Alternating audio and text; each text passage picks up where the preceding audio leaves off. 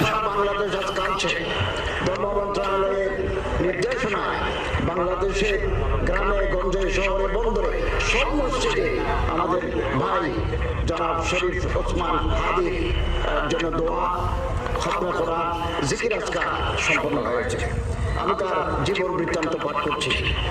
1993 সালের 30 জুন ঝালকাঠি জেলার নলছিটি উপজেলার জন্ম নেওয়া কবি শরীফ ওসমান হাদি বাংলাদেশের স্বাধীনতা ও সার্বভৌমত্বের প্রতীক হয়ে উঠেছে।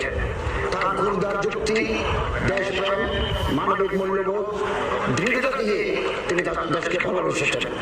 জান দেব কিন্তু জুলাই দেব না, এই স্লোগান বুকে ধারণ করা হাদি ছিলেন গুম, খুন ও বাংলাদেশের মানুষের গণতান্ত্রিক অধিকার কেড়ে নেওয়া ফ্যাসিস্ট আওয়ামী লীগের বিরুদ্ধে জুলাই পরবর্তী সবচেয়ে তীব্র কণ্ঠস্বর।